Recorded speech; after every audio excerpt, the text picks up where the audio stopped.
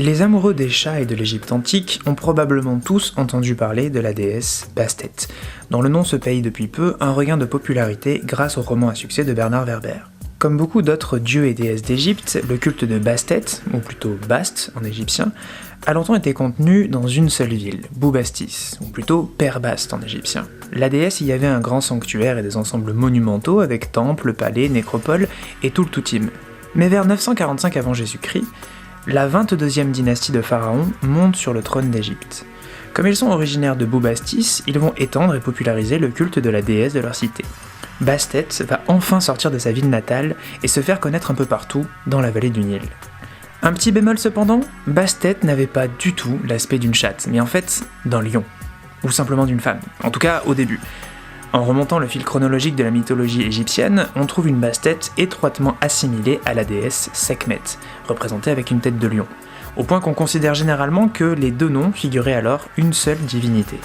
Bastet et Sekhmet ne sont alors qu'une seule entité, à la fois déesse vengeresse et protectrice, dont on craint la colère comme on demande sa protection, qui répand les épidémies tout en soignant les maladies. Vous trouvez ça compliqué et paradoxal ? Accrochez-vous à vos baskets.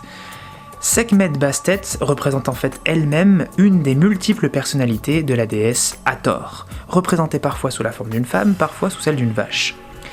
Cette Hathor Sekhmet Bastet, c'est la fille de Ra, ou pour être plus précis, l'œil de Ra, c'est-à-dire, métaphoriquement, les rayons du soleil, la puissance, la force de frappe du maître des dieux et des hommes. C'est elle que le puissant Ra envoie quand il veut punir les humains. Laissez-moi vous raconter. Le mythe de la vache du ciel raconte comment, en un temps où le dieu solaire Ra était devenu vieux, l'humanité voulut se rebeller contre lui et s'emparer de son pouvoir. Furieux, Ra décida d'envoyer son œil punir les humains. Hathor prit alors une forme adéquate pour la situation, elle devint Sekhmet, la puissante. La déesse lion, assoiffée de sang, se lança sur les foules révoltées et massacra les rebelles. Mais rendue folle par la frénésie du carnage, elle ne s'arrêta plus. Elle tuait et tuait encore, menaçant d'exterminer toute l'humanité. Ra lui-même, effrayé et pris de remords, lui ordonna de s'arrêter, mais rien ne pouvait plus la faire obéir. Le dieu mit alors au point un stratagème. Il fit rapidement brasser des litres et des litres de bière, qu'il colora en rouge avec de l'ocre, avant de déverser tout ça dans des champs sur le passage de Sekhmet.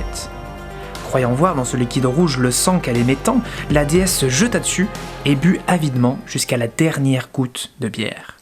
Puis, elle s'endormit, complètement cuitée, mais enfin apaisée. Les humains étaient sauvés.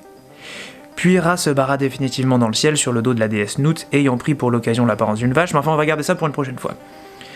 Mais un autre mythe peut éventuellement être raccordé à celui-ci, celui de la lointaine.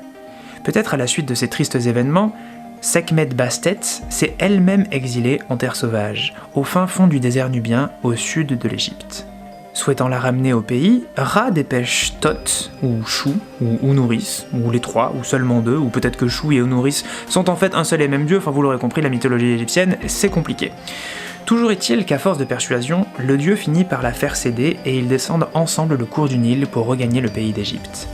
Arrivée à Philae, qui marque l'entrée dans le territoire égyptien, la déesse se plonge dans les eaux du fleuve et en ressort sous une forme apaisée, qui peut sans crainte regagner la civilisation. En se calmant, se pacifiant grâce aux eaux sacrées du Nil, Sekhmet Bastet redevient juste une déesse fréquentable, sans vraiment changer de nature. Pourtant, les choses ne vont pas en rester là. Tout comme les hommes et les femmes qui les façonnent, les mythes évoluent. Les siècles passant, dans les foyers égyptiens, la domestication du chat progresse. Et il ne faut pas beaucoup d'imagination pour voir dans ce petit félin rendu docile par ses contacts prolongés avec les humains, la version apaisée des grands fauves sauvages qui hantent savanes et déserts. Bientôt, on voulut donner à chacune des deux manifestations de la lointaine une identité définie. Une, figure léonine, sauvage et terrible, et l'autre, chatte familière et amicale. C'est ainsi que Bastet devint déesse chatte, version apaisée de Sekhmet, déesse lion. Ainsi, la plus connue des divinités chats est le résultat de l'amadouement d'une divinité lion. Comme si, sonnant comme une métaphore de la domestication, la mythologie voulait acter l'idée que, en Égypte d'abord et dans le monde bientôt, ce félin sauvage et farouche allait rapidement devenir pour l'humanité un de ses plus fidèles alliés.